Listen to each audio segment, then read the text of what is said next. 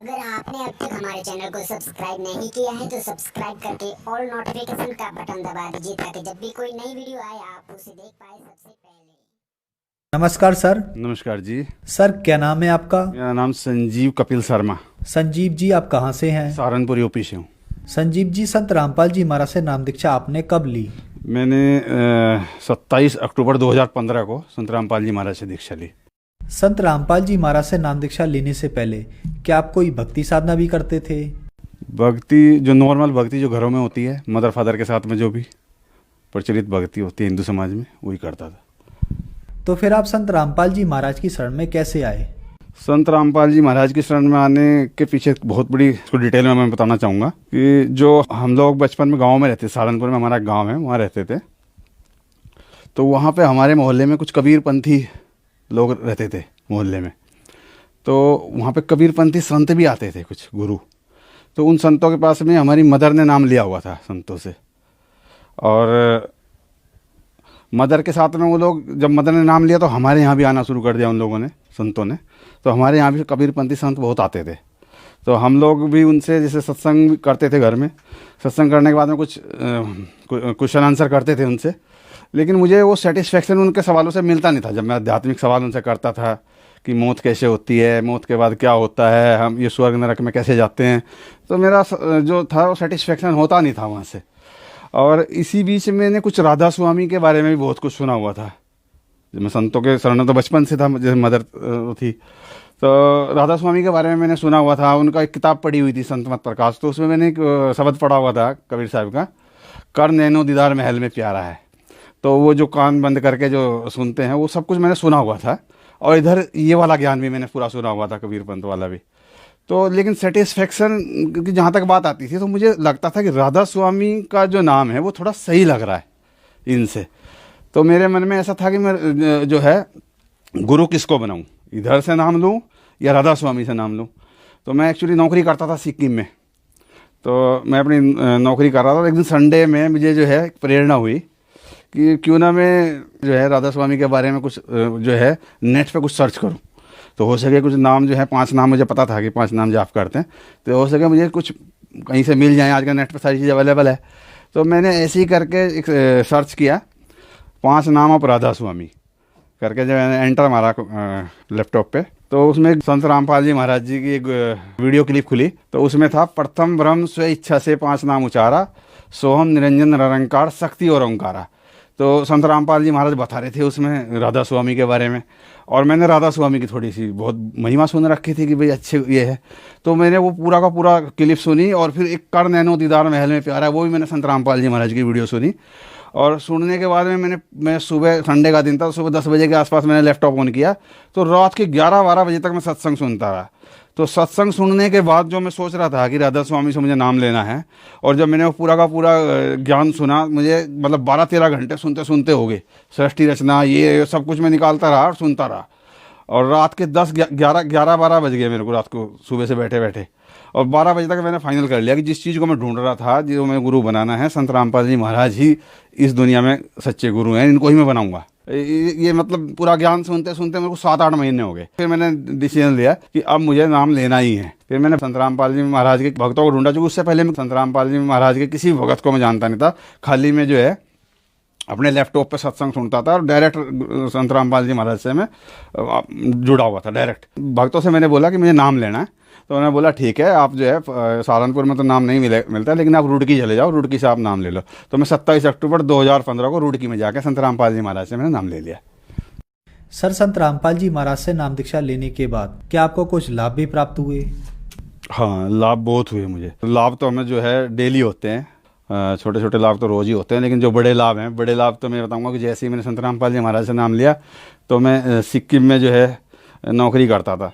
तो वहाँ उस टाइम मेरी सैलरी 13 लाख रुपए के आसपास का मेरा पैकेज था साल का। तो जैसे मैंने नाम लिया तो मेरा इधर ट्रांसफ़र हो गया इधर उत्तराखंड में, और उत्तराखंड में मेरा पैकेज भी 18 लाख का हो गया। मैं घर के नज़दीक आ गया। पहला तो ये हुआ। दूसरा किया कि 2001 से ही मैं पहाड़ों में नौकरी करता हूँ, हाइड्रो प्रोजेक्ट्स में मैं सिविल इंजीनियर हूँ। तो मैं पहाड़ों पर नौकरी करने की वजह से मेरे को एसिडिटी की प्रॉब्लम होगी बहुत ज़्यादा, और पहाड़ी पर चढ़ने की वजह से क्या हुआ कि मेरे को डिस्क की प्रॉब्लम भी होगी, बैक पेन। और एसिडिटी इतनी ज़्यादा थी कि मेरे को पेप्टिक अल्सर में कन्वर्ट हो गया वो पूरा का पूरा। जो एसिडिटी थी, एसिडिटी से मेरे पूरा अंदर घाव था। और 2001 से, और मैंने जो नाम लिया 2015 में, तब तक मैं हर एक डॉक्टर को दिखाया, एक से एक बड़े डॉक्टर को दिखाया, लेकिन मेरा जो है वो एसिडिटी का प्रॉब्लम, वो दवाई खा लो तो आराम हो जाता था, वैसे नहीं होता था। तो उसके लिए जो एक स्पेशल कोर्स होता है उसका, पेप्टिक अल्सर का, उसका 14 दिन का, कभी 21 दिन का, ऐसे किट दी जाती है पूरी।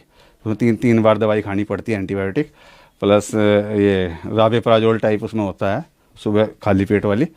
तो उस तरह का मैंने कोर्स कई बार किया, तब भी मुझे उसका उतना फ़ायदा नहीं हुआ। लेकिन जैसे मैं संत रामपाल जी महाराज से नाम लिया तो मेरा वो 14-15 साल पुरानी जो बीमारी थी पेप्टिक अल्सर, वो ख़त्म हो गया।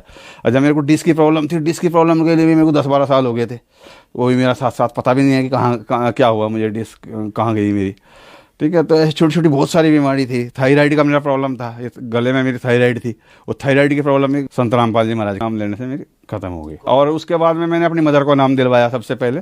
मेरी वाइफ वगैरह, बच्चा वगैरह तो 1 साल के बाद जुड़ा, लेकिन मदर को मैंने सबसे पहले नाम दिलवाया। मैंने कहा आप गलत जगह लगे हो, आप ये वहाँ पे कुछ है नहीं, मतलब भक्ति उतनी अच्छी नहीं है, आप यहाँ ये ज्ञान है इसको सुनो और यहाँ लगो। तो मदर और मैंने नाम लिया पहले, उसके बाद हमारी भक्ति देख देख के फिर बच्चे ने नाम लिया, फिर मेरी वाइफ ने भी नाम ले लिया। अच्छा, मेरी मदर को एक प्रॉब्लम थी, उसको रेनी सीजन में सांस की बहुत भयंकर प्रॉब्लम थी मेरी मदर को। उसको इन्हेलर लेने पड़ते थे, उसको सांस नहीं आता था, बिल्कुल सांस बंद हो जाता था उसको। रेनी सीजन में उसको बड़ी ज़बरदस्त एलर्जी थी, और कम से कम 15 साल से तो हम लोग देख रहे थे उसको, 15-20 साल से। तो वो जैसे उसने नाम लिया, उसको कभी वो इन्हेलर उसके ऐसी कैसी रखे, दवाई उसकी ऐसी कैसी रखी है, उसने दवाई को टच भी नहीं किया कभी। गुरुजी से नाम लिया, संत रामपाल जी महाराज की कृपा से उसकी वो जो है बीमारी परमानेंट ख़त्म हो गई। सर, कुछ लोगों का मानना है कि संत रामपाल जी महाराज से उनके अनुयायी अंधश्रद्धा के तहत जुड़े हुए हैं। आप एक पढ़े लिखे व्यक्ति हैं, आपका इस बारे में क्या कहना है? नहीं, अंधश्रद्धा भक्ति नहीं है ये। एक्चुअली देखो, मैंने तो पूरा का पूरा रिसर्च किया। मेरे घर में तो बचपन से हम लोग जो हैं, संत महात्मा हमारे यहाँ आते थे, जो कबीरपंथी संत हमारे यहाँ बहुत आते थे। बचपन से हम लोग उनकी सेवा करते थे, सत्संग होते थे घर में डेली। लेकिन मैंने कभी, मतलब मैं बिल्कुल सोच समझ के, देख के, हर एक चीज़ को देख के, ज्ञान सुन के, तब संत रामपाल जी महाराज से जुड़ा हूँ। अपनी आँख से देख के मैं जुड़ा हूँ, और उसके बाद जुड़ने के बाद मुझे किसी भी दिन ये महसूस नहीं हुआ कि मैं कहीं गलत जगह जुड़ा हूँ। सर, हमारे चैनल पे बहुत सारे दर्शकों के फ़ोन आते हैं। लगभग हर कोई यही प्रश्न पूछता है कि संत रामपाल जी महाराज से अगर नाम लेना है तो ब्रह्मा, विष्णु, महेश या देवी देवताओं की पूजा छोड़नी पड़ेगी। आप ब्राह्मण समाज से बिलोंग करते हैं, तो क्या आपके गुरुजी श्री संत रामपाल जी महाराज देवी देवताओं की पूजा छुड़वाते हैं? नहीं महाराज, हमारे गुरुजी ब्रह्मा, विष्णु, महेश की भक्ति छुड़वाते नहीं हैं, बल्कि उनका तरीका, उनकी स्थिति, उनकी पावर, उससे हम लोगों को अवगत करा, उनकी भक्ति करने का सही तरीका बताते हैं। और एक वाणी है हमारे गुरुजी की, तीनों देवा कमल दल बसे, ब्रह्मा, विष्णु, महेश, प्रथम इनकी वंदना, फिर सुन सतगुरु उपदेश। सर, जो दर्शक आज आपको देख रहे हैं, आप उनको क्या संदेश देना चाहेंगे? संदेश तो नहीं, एक रिक्वेस्ट करूँगा कि आप लोग, अभी तो एजुकेशन बहुत ज़्यादा फैली हुई है, सब लोग एजुकेटेड हैं, तो थोड़ा सा एक बार देखें और उस एजुकेशन का फ़ायदा उठाएं। मतलब उसको देखें हमारे ग्रंथों में क्या लिखा हुआ है। जो हमारे चारों ग्रंथ हैं, 18 पुराण हैं, तो हर एक धर्म के जो ग्रंथ हैं, इनको एक बार पढ़ें, देखें कि उसमें लिखा क्या है।